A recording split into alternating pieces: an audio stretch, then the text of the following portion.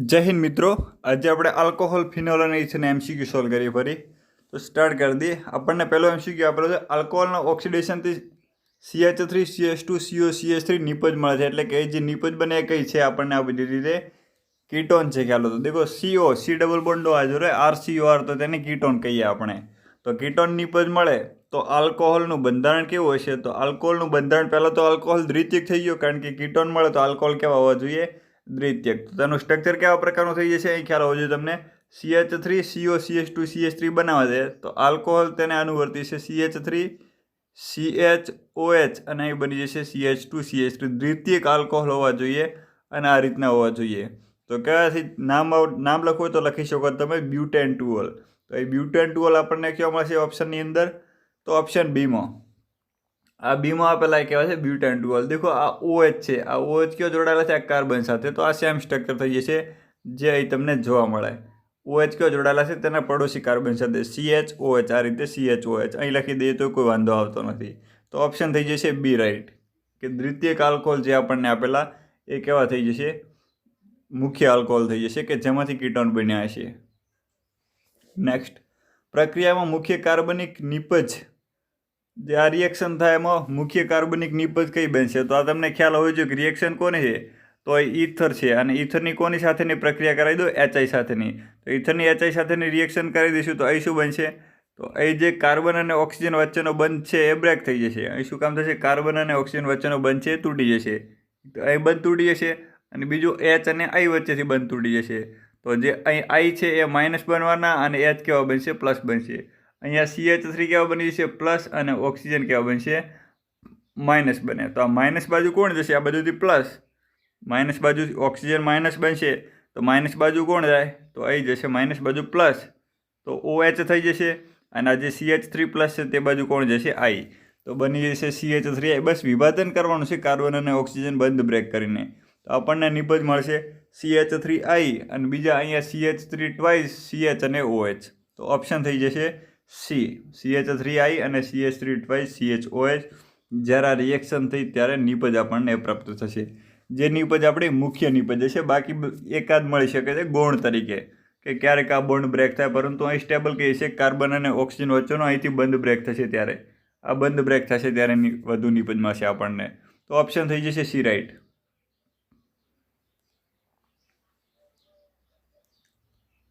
Next જોઈએ, નીચેની પ્રક્રિયાના સંપૂર્ણ ક્રમ જણાવો। સંપૂર્ણ ક્રમ અહીં તમને પૂછ્યું છે કે આપેલ પ્રક્રિયામાં ડી તરીકેની નિપજ બનાવો। તો એ પહેલાં આપણને આપી દીધા આલ્કોહોલ।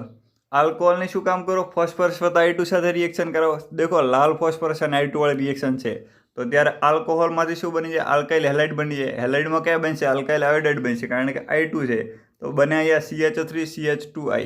તો એમાં શું મળી જશે આપણને? CH3 CH2I।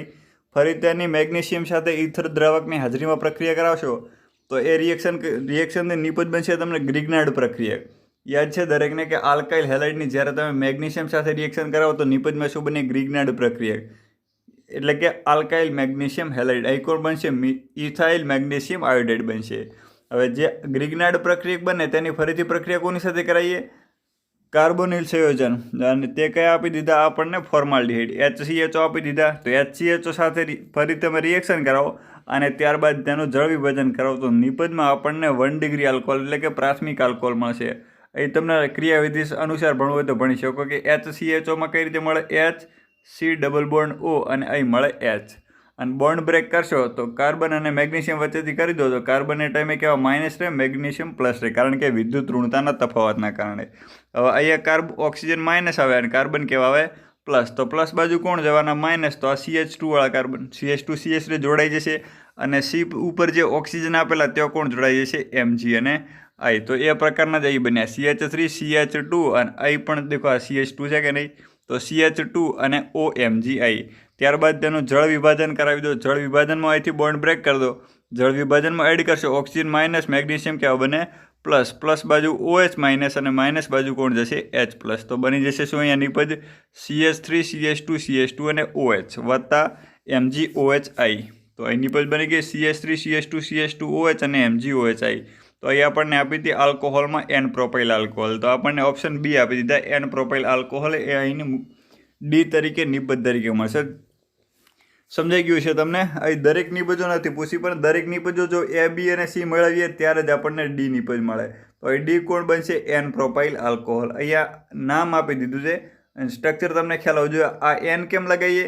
તો 3 અથવા 3થી વધુ કાર્બન જ્યારે શૃંખલાની અંદર આવી જશે ને ત્યારે આપણે પૂર્વકમાં Nનો ઉપયોગ કરીશું. એનો બીજો કોઈ મતલબ હોતો નથી. 3-4 કાર્બન વધુ કાર્બન હોય ત્યારે N લખી દઈએ, 1-2 માટે લખતા નથી. 3 અથવા 3થી વધુ હોય તો પૂર્વક તરીકે N લાગી જશે.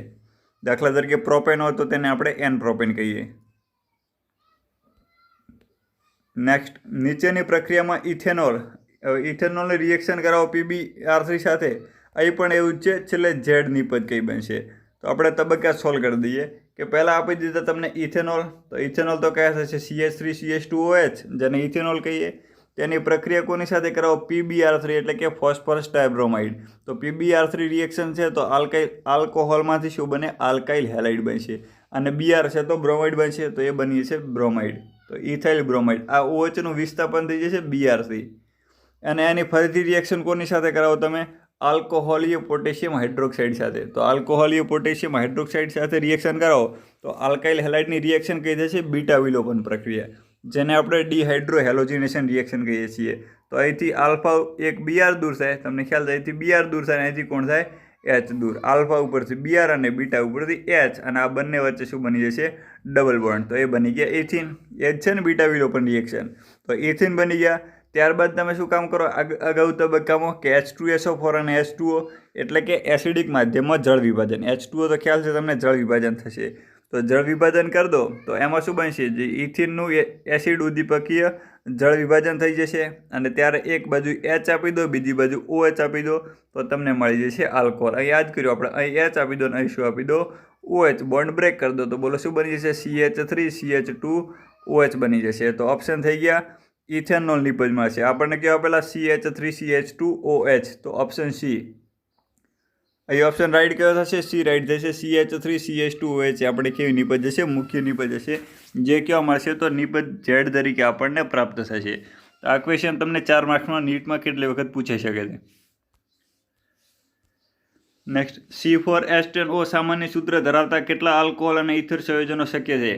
C4H10 અને O સામાન્ય સૂત્ર સેમ રહેવું જોઈએ. સમઘટકો વિશે તમને ખ્યાલ જ હશે કે જ્યારે સમઘટકો બનાવીશું એનો મતલબ શું થશે? કે સમઘટકોમાં શું હોય કે જેનું આણ્વિક સૂત્ર સમાન હશે અને બંધારણીય સૂત્ર કેવું હશે? જુદું જુદું. એનો મતલબ કે કાર્બન, હાઇડ્રોજન અને ઓક્સિજન બદલાવા જોઈએ નહીં. તેની અવકાશી ગોઠવણી બદલાય તો કોઈ વાંધો નથી. અને IUPAC નામ દરેકના જુદા જુદા હશે. તો તમે જ્યારે સમઘટકો બનાવી દેશો તો આલ્કોહોલના 4 સમઘટકો બનશે. એક બ્યુટેનવનોલ, બીજા બનશે 2-મિથાઇલ પ્રોપેનવનોલ, ત્રીજા બનશે બ્યુટેન-2ઓલ અને ચોથા બનશે 2-મિથાઇલ પ્રોપેન-2ઓલ. તો આ 4 બની જશે આલ્કોહોલના. અને બીજા 3 સમઘટકો ઇથરના બનશે. ડાયઇથાઇલ ઇથર, પછી મિથાઇલ એન પ્રોપાઇલ ઇથર અને મિથાઇલ આઇસોપ્રોપાઇલ ઇથર. આ 3 ઇથરના સમઘટકો બનશે અને 4 કોના બની જશે? આલ્કોહોલના. તો કુલ સમઘટકો કેટલા બની જશે? 7 સમઘટકો બનશે. નેક્સ્ટ, જે સંયોજન આપેલું તેનું IUPAC નામ કયું થશે? IUPAC નામ બનાવી દઈએ તો અહીં તો પહેલાં શું કામ કરી દેખો? એક તો આ ચક્રી છે, એનો મતલબ કે સાયક્લો ઉપયોગ કરીએ ચક્રી માટે સાયક્લો. અને બીજું ક્રિયાશીલ સમૂહ તરીકે કોણ? આજુબાજુમાં જે 3 લાગેલા છે, પરંતુ 3માંથી પ્રાથમિકતા કોને આપી? અહીંથી CH3, અહીં OH અને CH2CH3. તો તમને ખ્યાલ હશે આલ્કાઇલ અને હાઇડ્રોક્સિલ હોય ત્યારે પ્રાથમિકતા કોને મળશે? OH ને. હવે OH ને નંબર 1 મળશે. OH વાળા કાર્બનને પહેલો નંબર મળી જશે. તો પછી બીજો ત્રીજો નંબર કોને આપીશું? મતલબ નેક્સ્ટ કઈ બાજુથી? આ બાજુ જઈએ કે નંબરિંગ માટે આ બાજુ જઈએ? તો જે બાજુ નજીક હોય એ બાજુ. તો અહીંથી 1, 2, 3, 4 અને 5 આ ક્રમ નજીક પડશે આપણને. કેમ? તો કે 1, 2 અને 5 ઉપર છે. 1, 2 અને કેટલા ઉપર છે? 5 ઉપર છે. જ્યારે આપણે આ બાજુથી જઈશું તો એ દૂર થઈ જશે. કેટલા ઉપર આવી જશે? 1 ઉપર, બીજા આવી જશે 3 ઉપર અને એક આવી જશે 6 ઉપર. તો આ સરવાળો કરી દેશો તો 5 અને 2 કેટલા થઈ ગયા? 7 અને 1 તો અહીં 8 મળી જશે. જ્યારે અહીં તમને કેટલા મળી જશે? 6, 3, 9 અને 1, 10. તો આ સરવાળો ઓછો આવવો જોઈએ, એ બાજુ નંબરિંગ રાખીશું અહીંયા. તો અહીં નામ IUPAC નામ કયું થશે? નંબરિંગ તો આ રીતે અપાશે. અહીં 1, અહીં 2, અહીં 3, 4 અને 5. તો IUPAC નામ હવે તો સિમ્પલ બની જશે. 3 ઉપર કોણ છે? ઇથાઇલ. 2 ઉપર છે ઇથાઇલ. અહીં આપણને 2 ઉપર ઇથાઇલ આપી દીધા છે. ફરીથી નંબરિંગ કરી દયાના. કંઈ 1, 2, 3, 4 અને 5. આ રીતે નંબરિંગ રહેશે. 2 ઉપર કોણ હાજર છે? ઇથાઇલ હાજર છે. અને 5 ઉપર છે મિથાઇલ. તો ABCDમાં જે પહેલાં આવે એના પહેલાં લખાય. તો ઇથાઇલ પહેલાં આવશે તો પહેલાં લખીશું તો 2 ઇથાઇલ અને 5 મિથાઇલ. એના પછી ચક્રી રચના છે તો શું લખીએ આપણે? સાયક્લો. અને 6 કાર્બન છે તો હેક્ઝેન અને OH સમૂહ ધરાવે તો ઓલ. તો ઓલ ઓવર શું થઈ જશે? સાયક્લોહેક્ઝેનોલ. તો 2 ઇથાઇલ 5 મિથાઇલ અને એના પછી શું આવે? સાયક્લોહેક્ઝેનોલ. શું બની જશે? સાયક્લોહેક્ઝેનોલ. તો આ બની જશે તેનું IUPAC નામ. તો ઓપ્શન બી થઈ જશે 2 ઇથાઇલ 5 મિથાઇલ સાયક્લોહેક્ઝેનોલ. પછી નીચેના પૈકી કયો પદાર્થ ડાયઇથાઇલ ઇથરના જળ વિભાજનની નિપજ છે? તો ડાયઇથાઇલ ઇથરનું તમે જળ વિભાજન કરી દો તો આપણને શું મળી જશે? આલ્કોહોલ મળી જશે. તેના કરતાં હાફ કાર્બન ધરાવતો. તો અહીંથી ડિવાઈડ કરી દો CH3 CH2 OH અને CH3 CH2.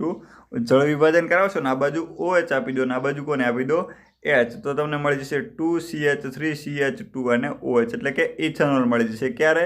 તો જ્યારે ડાયઇથાઇલ ઇથરનું જળ વિભાજન કરાવી દેશો ત્યારે ઓપ્શન રાઈટ થઈ જશે અહીંયા ડી ઇથેનોલ. ક્યારે મળે? તો ડાયઇથાઇલ ઇથરના જળ વિભાજનથી. કોણ મળશે? તો ઇથેનોલ. તો ઓપ્શન ડી રાઈટ. નેક્સ્ટ કહીએ તો પિરિડિનિયમ ક્લોરોક્રોમેટ વડે આલ્કોહોલનું ઓક્સિડેશન કરતો નીચેના પૈકી કયો દ્રાવક તરીકે વપરાય છે? તો પિરિડિનિયમ ક્લોરોક્રોમેટ PCCનો જ્યારે ઉપયોગ કરીએ ત્યારે દ્રાવકમાં ઉપયોગ કરીએ આપણે CH2Cl2નો ધ્યાન રાખવાનું. કોનો ઉપયોગ કરીએ? CH2Cl2. CH2Cl2નું નામ શું થશે? ડાયક્લોરોમિથેન. ડાયક્લોરોમિથેન. કેમ ડાયક્લોરોમિથેન થશે? તો આ 2 Cl છે તો ડાયક્લોરો અને 1 કાર્બન છે તો મિથેન. તો ડાયક્લોરોમિથેન. તો ઓપ્શન બી ડાયક્લોરોમિથેન. ઓપ્શન બી અહીંયા રાઈટ થશે. દ્રાવક તરીકે ઉપયોગ. નેક્સ્ટ 3 ડિગ્રી આલ્કોહોલનું નિર્જળીકરણ કોની હાજરીમાં થાય છે? તૃતીયક આલ્કોહોલ હોય તો તેનું નિર્જળીકરણ કોની હાજરીમાં કરીશું? તૃતીયક આલ્કોહોલનું. તો તૃતીયક આલ્કોહોલનું નિર્જળીકરણ થશે 20% H3PO4ની હાજરીમાં. 85% 2 ડિગ્રી અને સાંદ્ર H2SO4 1 ડિગ્રી માટે વપરાય. પછી સાદા ઇથરમાં COC બંધકોણ તેમજ ઓક્સિજનનું સંકરણ જણાવો. તો સાદો ઇથર હશે તેમાં કાર્બન, ઓક્સિજન અને કાર્બનનો બંધકોણ કેટલો થશે તેમજ તેમાં ઓક્સિજનનું સંકરણ કયું થશે? તો સાદા ઇથરમાં તમને ખ્યાલ હોવો જોઈએ ઓક્સિજન આ બાજુ CH3 રાખી દો, અહીં કોણ રાખી દો? CH3 અને અહીં તેની જોડે લોન પેર હાજર હશે. આ રીતે કોણ હાજર હશે? Lone pair. તો દેખો Z બરાબર તો અહીં 4 થઈ ગયા, 2 બોન્ડ પેર અને 2 લોન પેર. તો સંકરણ તો થઈ ગયું sp3 અને બંધકોણ યાદ રાખવો પડે આવે 111 ડિગ્રી 111.7 ડિગ્રી. તો મળી જશે બંધકોણ 111.7 ડિગ્રી અને સંકરણ sp3. તો ઓપ્શન થઈ જશે બી 111.7 ડિગ્રી બંધકોણ અને sp3 સંકરણ.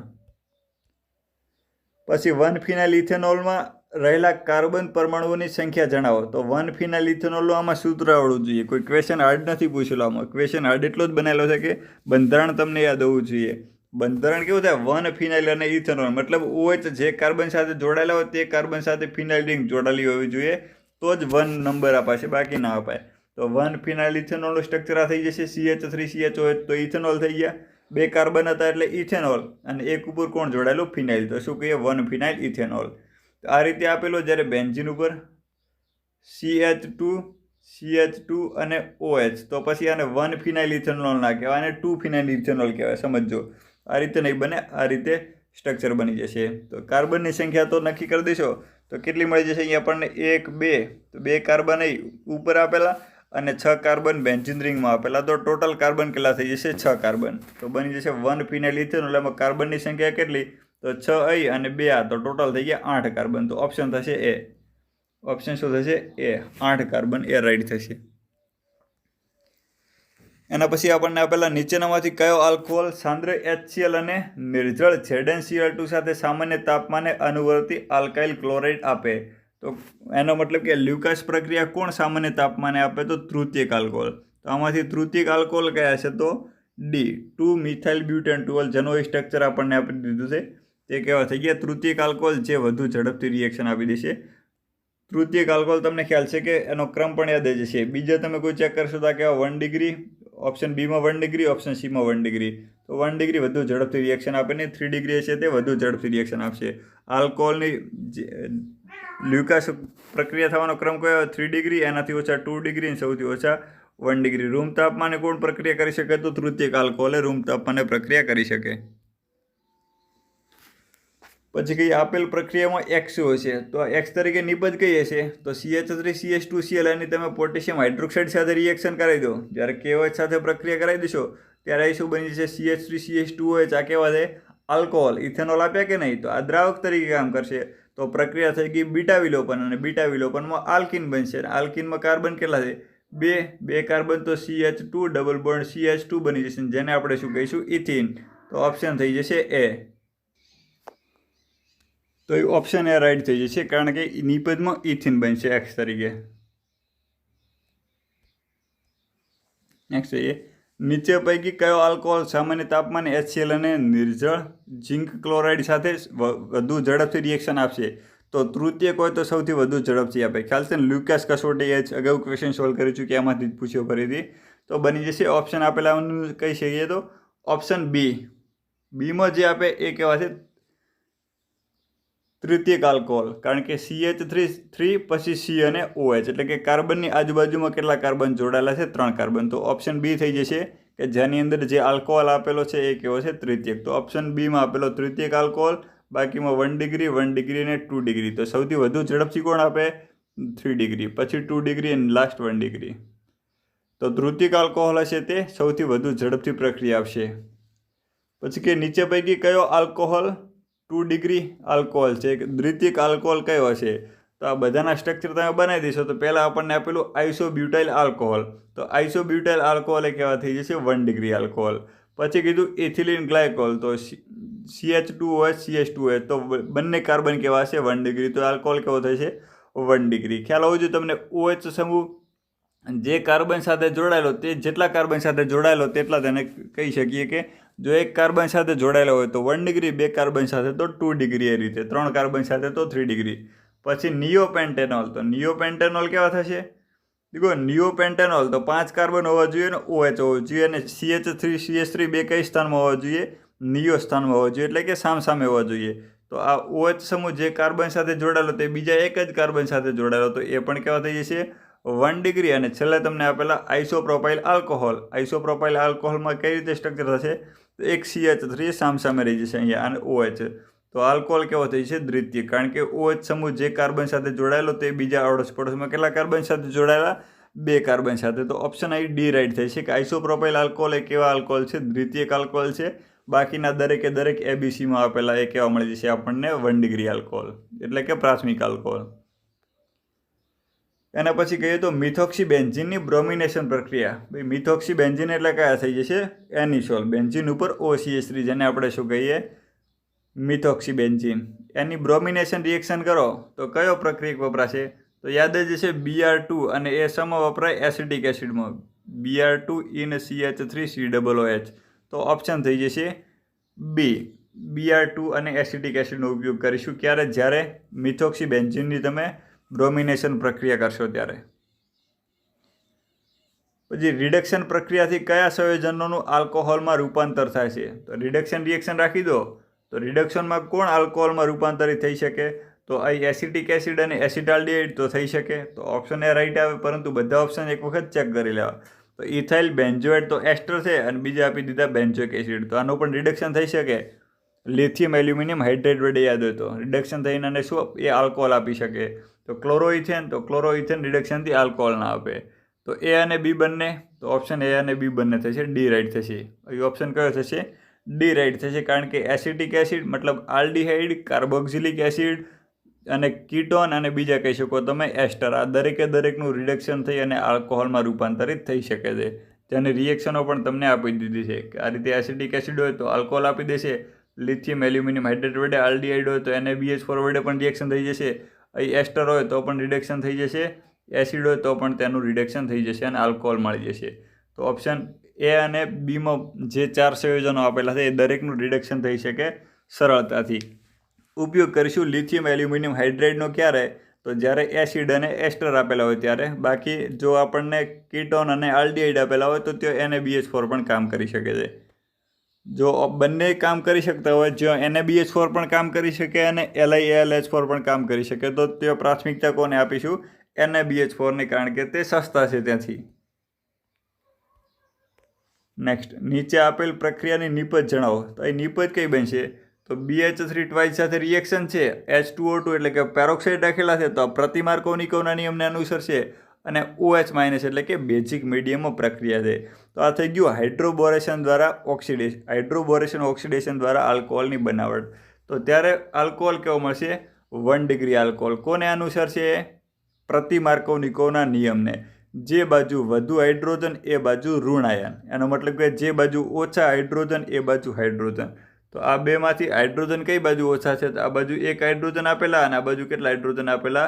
2 હાઇડ્રોજન. તો ઓછા હાઇડ્રોજન હશે એ બાજુ હાઇડ્રોજન જશે, વધુ હાઇડ્રોજન હશે એ બાજુ OH જશે. હાલ ઋણ આયનમાં હાલ તો OH છે કે નહીં? તો OH જશે. તો બોલો શું બની જશે અહીંયા? અહીં H આપી દો ને અહીં CH2 ને બાજુવાળાને OH આપી દો તો બની જશે CH3 CH2 CH2 CH2 અને ફરી CH2 ને OH. એટલે કે આ કેટલા કાર્બન આપી દીધા આપણને? ટોટલ 5 કાર્બન અને એક OH નવો એક્સ્ટ્રા થઈ જશે. અહીં તમને હાઇડ્રોજન મળી જશે. તો એને શું કહીએ આપણે? પેન્ટન વનોલ. 5 કાર્બન અને છેલ્લા કાર્બન જોડે OH હોય તો એ કેવા મળી જશે? પેન્ટન વનોલ. તો ઓપ્શન બી. સમજાય કે નહીં? અહીં હાઇડ્રોજન આપવાના અને અહીં કોને આપી દઈશું? OH. ને કેમ? તો H2O2 હતા ત્યારે પ્રક્રિયા પ્રતિમાર્કોનિકોના નિયમને અનુસરે. જો માર્કોનિકોના નિયમને અનુસરશે તો જે બાજુ વધુ હાઇડ્રોજન એ બાજુ હાઇડ્રોજન, અને જો પ્રતિમાર્કોનિકોના નિયમને અનુસરશે ત્યારે ઓછા હાઇડ્રોજન એ બાજુ હાઇડ્રોજન. કઈ રીતે ખ્યાલ આવે કે પ્રતિમાર્કોનિકોનો નિયમ છે? તો પેરોક્સાઇડ રાખેલા હોય. જરૂરી નથી કે H2O2 જ હોય, કોઈ પણ પેરોક્સાઇડ હોઈ શકે છે. પછી આપણને આપ્યું ફિનોલનું ક્રોમિક એસિડ Na2Cr2O7 વત્તા સાંદ્ર H2SO4 વડે ઓક્સિડેશન થઈને મળતી નિબંધનું IUPAC નામ કયું થશે? તો ફિનોલ રાખી દઈએ અને Na2Cr2O7 અને H2SO4 વડે શું કરી દઈએ? ઓક્સિડેશન. ત્યારે ખ્યાલ હોય તો બેન્ઝાક્વિનોન મળે નિપજમાં, પરંતુ તેનું IUPAC નામ પૂછ્યું છે. તો IUPAC નામ બેન્ઝાક્વિનોનનું બનાવી દઈએ તો બંને બાજુ ડબલ બોન્ડ O છે અને બીજા આપી દીધા તમને દ્વિબંધ કાર્બન અને કાર્બન વચ્ચે. તો 2 કીટોન હાજર છે અને 2 આલ્કિન હાજર છે. તો કીટોન અને આલ્કિન બંને હશે ત્યારે પ્રાથમિકતા કોને મળશે? કીટોનને. ખ્યાલ છે ને? ક્રિયાશીલ સમૂહની શ્રેણી તો યાદ હશે દરેકને કે કીટોનને પ્રાથમિકતા મળશે. તો કીટોનવાળા કાર્બનને નંબર 1 આપી દેવાનો. તો આ જે આપેલા એ રીતે નંબર રાઈટ રહેશે. અહીંથી કીટોનવાળો કાર્બન હતો તેને નંબર 1 આપી દીધો. અહીં પછી 2 3 4 5 અને 6. પછી નામ લખતી વખતે શું કામ કરી દો? પહેલાં કાર્બન ટોટલ કેટલા થઈ ગયા? 6 કાર્બન. અને પહેલા અને ચોથા ઉપર તો કીટોન છે અને બીજા અને પાંચમા ઉપર કોણ મળી દીધા તમને? આલ્કિન. બીજા અને પાંચમા ઉપર આલ્કિન છે, પહેલા અને ચોથા ઉપર કોણ છે? કીટોન. તો 1,4 ડાયોન થઈ જશે અને 2,5 ડાયઇન થઈ જશે. ડાયઇન કેમ થઈ જશે? કારણ કે ડબલ બોન્ડ હતા ને એના માટે ઇન ઉપયોગ થાય. પરંતુ ડબલ બોન્ડ 2 અથવા 2 થી વધુ વખત ઉપયોગ થશે ને ત્યારે ડાયરેક્ટલી લખી શકો છો ડાયઇન કે ટ્રાઇન. આ રીતે 2 વખત થઈ ગયા તો શું લખીએ આપણે? ડાયઇન. અને 2 અથવા 2 થી વધુ વખત ઉપયોગ થાય ને ત્યારે કોઈ પણ નામ લખીએ ને એની પાસે દેખો 6 કાર્બન હોય તો આપણે શું કામ કરી દઈએ? હેક્સા લખી દઈએ. તો આ રીતે સાયક્લો હેક્સા કોઈ પણ માટે. સમજાય કે નહીં? આ રીતે આનું નામ લખવું હોય હાલ જે આપણને તમને દેખાય એક્સ્ટ્રા મેં ઉદાહરણ આપ્યું એ, તો એનું શું કહીશું? 4 કાર્બન છે તો બ્યુટાઇન કહેશો, અને ડબલ બોન્ડ છે તો બ્યુટીન કહેશો. નંબર આ રીતે આપી દઈશો 1 2 3 અને 4. તો આને સાયક્લો ચક્રી છે ત્યાંથી શું લખી દઈએ? તો સાયક્લો. તો આનું IUPAC નામ શું થઈ જશે? સાયક્લો પછી બ્યુટ. 4 કાર્બન તો બ્યુટ અને 1 ઉપર શું છે? ઇન. પરંતુ અહીં જો એક ડબલ બોન્ડ એક્સ્ટ્રા આવી જાય ને તો પછી આ બ્યુટ ના ચાલે. બ્યુટનું શું લખવું પડે? બ્યુટા લખવું પડે. અને બ્યુટા પછી શું લખીએ? 1,3 ડાઇન. શું લખીએ? 1,3 ડાઇન. તો એ રીતે જ્યારે આ સાયક્લો હેક્સ છે એ ના ચાલે. સાયક્લો હેક્સનું શું થઈ જશે? હેક્સા થઈ જશે. ક્યારે? તો ડબલ બોન્ડ 2 અથવા 2 થી વધુ વખત આવતા હોય ને ત્યારે. દેખો બ્યુટ હોય તો બ્યુટા થઈ જાય, પેન્ટ હોય તો પેન્ટા થઈ જાય, હેક્સ હોય તો હેક્સા થઈ જશે. તો 6 કાર્બન હતા તો તેને હેક્સ કહેવાય. પરંતુ ડબલ બોન્ડ કેટલી વખત આવે છે કાર્બન અને કાર્બન વચ્ચે? 2 વખત. તો હેક્સનું થઈ જશે હેક્સા. આ ધ્યાન રાખવાનું. જો હેક્સા ના લખો તો IUPAC નામ ખોટું પડે. તો સાયક્લો હેક્સા. અને 2 5 ઉપર કોણ છે? ડાયઇન. 2 વખત તો ડાયઇન થઈ જશે. ડબલ બોન્ડ 2 વખત હતા તો ડાય વત્તા ઇન તો ડાયઇન થઈ ગયા. અને 1 અને 4 પહેલા અને ચોથા ઉપર કીટોન આપી દીધા તો ડાયોન. તો ઓપ્શન રાઈટ થશે સી. સાયક્લો હેક્સા 2 5 ડાયઇન અને 1 4 ડાયોન. તો એવું આપણને કહેવા આપેલું છે ઓપ્શન સીમાં.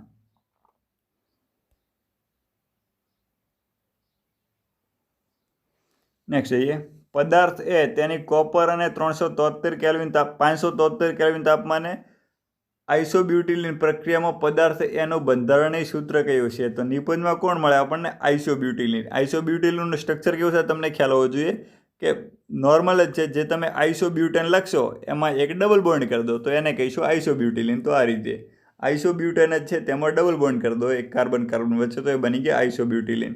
તો આઇસોબ્યુટિલિન કોની અંદરથી બને? તો પહેલાં તો કોપરને 573 છે તો આલ્કોહોલમાંથી આલ્કીન બનાવ્યા છે, તો આના અનુવર્તી આલ્કોહોલ કયો હશે? તો 3 ડિગ્રી આલ્કોહોલ. તો જેને કહીશું આપણે તૃતીયક બ્યુટાઇલ આલ્કોહોલ. આનું નામ કયું થશે? તૃતીયક બ્યુટાઇલ આલ્કોહોલ સામાન્ય નામ છે. તો ઓપ્શન થઈ જશે ડી. આ સ્ટ્રક્ચર આપી દીધું. એની તમે રિએક્શન કરાવી દઈશું જ્યારે 573 કેલ્વિન તાપમાને કોપર સાથે, તો આપણને મળી જશે CH3C CH3 અને અહીં શું મળી જશે? ડબલ બોન્ડ અને CH2. તો એ મળી ગયા આઇસોબ્યુટિલિન. ખ્યાલ તો જ્યારે આપણે આલ્કોહોલની રિએક્શનો ભણીએ તેની અંદર આપેલી છે. એના પછી આપણને નીચેના પૈકી કઈ પ્રક્રિયાથી ઈથર સંયોજન સરળતાથી મળશે? તો ઈથર ક્યારે સરળતાથી મળે? તો આલ્કાઇલ હેલાઇડ જે હોય એ ઓછા કાર્બન ધરાવતો હોય ત્યારે. આલ્કાઇલ હેલાઇડ કેટલા કાર્બન ધરાવતો હોય? સૌથી ઓછા કાર્બન આલ્કાઇલ હેલાઇડના હોવા જોઈએ. એ તો કમ્પેરિઝન આપ્યું છે ને, ABCDમાંથી તમારે નક્કી કરવાનું છે ક્યારે સરળતાથી બને. તો આલ્કાઇલ હેલાઇડ જે હોય એ સૌથી ઓછા કાર્બન ધરાવતો હોય, અને જે આલ્કોક્સાઇડ હશે એ વધુ કાર્બન ધરાવતો હશે, તો એનો કોઈ વાંધો નથી. ત્યારે રિએક્શન થઈ અને નિપજમાં આપણને ઈથર વધુ સરળતાથી બનશે.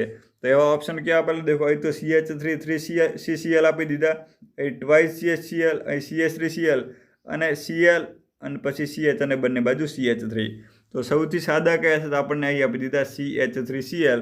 અહીં ભલે જે આલ્કોક્સાઇડ હોય, સોડિયમ આલ્કોક્સાઇડ હોય એ તૃતીયક હોય તો એનો વાંધો આવતો નથી, ત્યારે રિએક્શન આ જ થશે. તો અહીં શું બનશે? અહીંથી Na અને Cl દૂર થઈ જશે અને CH3 છે એ જોડાઈ જશે. તો ઓપ્શન સી મળશે. અહીંયા રિએક્શન કઈ થશે? આજે ઓપ્શન સી રાઈટ હશે, કારણ કે આની અંદર પ્રક્રિયામાં ઈથર સૌથી વધુ ઝડપથી બનશે. જ્યારે બીજા બધામાં તમને ખ્યાલ હતો કે વિસ્થાપનની જગ્યાએ વિલોપન પ્રક્રિયા પણ થઈ શકે છે. તો અહીં ખ્યાલ આવી ગયો દરેકને કે CH3Cl એ જેમ આલ્કાઇલ હેલાઇડના ઓછા કાર્બન તેમ એ પ્રક્રિયા વધુ ઝડપથી થઈ શકે, અથવા તો કહી શકો વધુ સરળતાથી થઈ શકે. અહીં તમે વધુ કાર્બન થઈ જાય તો તેનો કોઈ વાંધો આવતો નથી. જે સોડિયમ આલ્કોક્સાઇડ હશે એ ભારે થઈ જશે તો કોઈ વાંધો નહીં, પરંતુ આલ્કાઇલ હેલાઇડ એ બલ્કી હોવા જોઈએ નહીં. એનું રીઝન છે શું? જો આલ્કાઇલ હેલાઇડ તમે બલ્કી રાખી દો, એટલે કે વધુ ભારે સમૂહ રાખી દેશો, અને ત્યારે આ શાના તરીકે વર્તશે? એક બેઝ તરીકે. સોડિયમ આલ્કોક્સાઇડ એક બેઝ છે પ્રબળ, ખ્યાલ હોવો જોઈએ તમને. હવે એ બેઝ તરીકે વર્તે, અને આ આલ્કાઇલ હેલાઇડની બેઝ સાથેની પ્રક્રિયા, જ્યારે પ્રબળ બેઝ સાથેની પ્રક્રિયા કરાવી દઈશું તો ત્યારે નિપજમાં શું બની જશે? કે જે ઈથર બનાવવાનો છે એની જગ્યાએ ઈથર નહીં બને, પરંતુ રિએક્શનમાં થઈ જશે, ખ્યાલ હોય તો વિલોપન પ્રક્રિયા થઈ જશે. અને વિલોપન પ્રક્રિયાથી નિપજમાં શું બની જાય? આલ્કીન બની જાય. તો અહીં તો બનાવવાના હતા ઈથર અને આલ્કીન બની જાય તો એ ચાલે નહીં. તો ઓપ્શન સી રાઈટ આવશે, કે જેની અંદર CH3Cl હોવાના કારણે એ વધુ સરળતાથી રિએક્શન થઈ શકશે. નેક્સ્ટ કહીએ, ઇથેનોલની 12 ગ્રામ મેગ્નેશિયમ સાથે પ્રક્રિયા કરતો STP કેટલા લીટર ડાયહાઇડ્રોજન વાયુ ઉત્પન્ન કરશે? તો ઇથેનોલ રાખી દો, કેટલા ગ્રામ રાખી દેશો? 12 ગ્રામ મેગ્નેશિયમ સાથે રિએક્શન કરાવો તો 12 ગ્રામ મેગ્નેશિયમ, એનો મતલબ કે તેનું વજન કેટલું થઈ જશે? અણુભાર ભાગ્યા 2. ખ્યાલ આવે કે નહીં? મેગ્નેશિયમનો અણુભાર કેટલો હોય? 24. એનો મતલબ કે તેના કેટલા મોલ હશે? 12 ગ્રામ માટે 0.5 મોલ પણ કહી શકો. અથવા ડાયરેક્ટલી તમે લખવું હોય તો રિએક્શન લખી શકો કે ઇથેનોલ અને મેગ્નેશિયમ સાથે રિએક્શન કરી દો તો નિપજમાં તમને શું મળશે? CH3CH2O અને અહીં MgO જ રાખો અહીંયા, અથવા ટ્વાઇસ કરી દો તો પણ ચાલશે. CH3CH2O twice into Mg. તો આ રીતે પણ લખી શકો. અને દૂર કોણ થઈ જશે? અહીંથી H2 દૂર થઈ જશે. આ રીતે નહીં. અહીં શું બનશે? આ રિએક્શન થઈ અને CH3CH2 અહીં કેટલા બની જશે? 2 ઇન્ટુ Mg, અને વત્તા દૂર કોણ થઈ જશે? H2. તો અહીં તમને યાદ હોય છે કે હાઇડ્રોજન દૂર થઈ જશે, H2 વાયુ દૂર થશે સંપૂર્ણ, કારણ કે આ કેટલા રાખી દીધા તો તમે શરૂઆતમાં 2 મોલ ઇથેનોલ. તો એ રિએક્શન ઉપરથી તમે લખી શકો કે 1 મોલ એના માટે કેટલા જોઈએ? 2 મોલ ઇથેનોલ જોઈએ. તમને એ જ પૂછ્યું છે ને કેટલા લીટર ડાયહાઇડ્રોજન વાયુ ઉત્પન્ન થશે, તો રેશિયો પહેલાં બધાનો યાદ હોવું જોઈએ તમને. 1 મોલ મેગ્નેશિયમ વપરાશે ત્યારે કેટલા હોવા જોઈએ? 2 મોલ ઇથેનોલ વપરાય અને 1 મોલ હાઇડ્રોજન વાયુ મુક્ત થશે.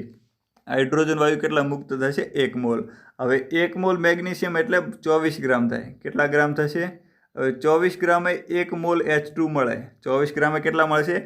1 મોલ H2. તો આપણે નક્કી કેટલા ગ્રામે કરવાના? 12 ગ્રામે કેટલા મોલ થશે? તો હવે તમે સમજી ગયા છો 12 ગ્રામે કેટલા મોલ થાય? તો ભાઈ 0.5 મોલ, કારણ કે 24 ભાગ્યા 2 તો થઈ ગયા 12, તો 1 ભાગ્યા કેટલા થઈ જશે? 2 તો 0.5 મોલ મળે, પરંતુ દેખો 1 મોલમાં તેનું કદ કેટલું હશે તો તમને ખ્યાલ હોવો જોઈએ 22.4 લીટર. 1 મોલમાં કેટલું કદ હોય? STP એ 22.4 લીટર. તો 1/2 મોલમાં કેટલું થઈ જશે? તો ડિવાઇડેડ બાય 2 કરી દો તો કેટલું મળી જશે તમને? 11.2 લીટર. તો H2 વાયુ કેટલા ઉદ્ભવશે? 11.2 લીટર. તો ઓપ્શન રાઈટ થઈ જશે સી. કેટલા લીટર? જ્યારે 12 ગ્રામ મેગ્નેશિયમ ઇથેનોલ સાથે રિએક્શન કરશે ત્યારે સ્ટાન્ડર્ડ ટેમ્પરેચર એન્ડ પ્રેશરે 11.2 લીટર ડાયહાઇડ્રોજન વાયુ મુક્ત થશે. તો ઓપ્શન સી રાઈટ થશે. એના પછી કહીએ C7H8O આણ્વિક સૂત્ર ધરાવતા મોનોહાઇડ્રિક ફિનોલ સંયોજનોના શક્ય સમઘટકો કેટલા છે? મોનોહાઇડ્રિક એટલે એક જ OH ધરાવતા હોય તેવા, અને કાર્બન 7 તો બનાવી દઈએ, અને ફિનોલ હોવા જોઈએ. દેખો ફિનોલના શક્ય સમઘટકો તો 7 કાર્બન તો એક રિંગ તો હશે જ, અને ઉપર કોણ રાખી દઈએ? અહીંયા CH3 અને અહીં બનાવી દઈએ OH. તો આ એક બની ગયો. બીજો સમઘટક બનાવીએ તો OH નું સ્થાન બદલી દઈએ, તો અહીં રાખી દઈએ CH3 અને અહીં રાખી દઈએ OH. હજુ સૌ કામ કરીએ, અહીં રાખી દઈએ CH3 અને પેરામ રાખી દઈએ OH. આ પેરામ CH3 પણ હોય એવું પણ તમે કહી શકો. તો આ 3 બની જશે. 1 અહીં બની ગયા 2 અને અહીં બની ગયા 3. તો આ 3 બની ગયા. હવે અહીં ચોથો સમઘટક બનવાની કોઈ શક્યતા નથી. તમને એક આઈડિયા આવતો છે કે આ રીતે પણ લખી શકો કે બેન્ઝીન ઉપર CH2OH આ રીતે તમે લખી શકો છો, પરંતુ ત્યારે ધ્યાન રાખવાનું કે એ રીતે લખો તો આને ફિનોલ ના કહેવાય. આ જે બની ગયા એ કેવા થઈ જશે?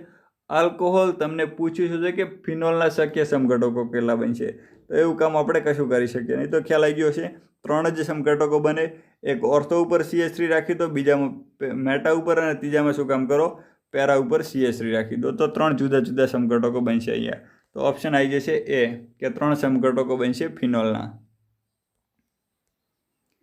પછી ફિનોલ અને X273 કેલ્વિન તાપમાન અને પેરાબ્રોમોફિનોલ. તો એમાં પ્રક્રિયામાં X કયો વપરાશે? તો ફિનોલમાંથી શું બનાવવાનું? પેરાબ્રોમોફિનોલ. તો ત્યારે ઉપયોગ થાય Br2 નો, પરંતુ Br2 સાથે દ્રાવક કયો ઉપયોગ થાય? ફિનોલમાં હશે ત્યારે તો CH2 થશે, કાર્બન ડાયસલ્ફાઇડ. કયો દ્રાવક થશે? CH2 કાર્બન ડાયસલ્ફાઇડ દ્રાવકનો ઉપયોગ થશે. તો ઓપ્શન આવી જશે રાઈટ ડી. ઓપ્શન ડી સાચો આવી જશે. અહીંયા Br2 નો ઉપયોગ થઈ જાય અને સામો બનાવી Br2 એ CH2માં, એટલે કે કાર્બન ડાયસલ્ફાઇડમાં. તો નિબંધમાં આપણને કોણ મળી જશે? પેરાબ્રોમોફિનોલ. તો ઠીક, તો આજે રાખીએ અહીં સુધી. મળીશું આપણે નેક્સ્ટ વિડીયોમાં.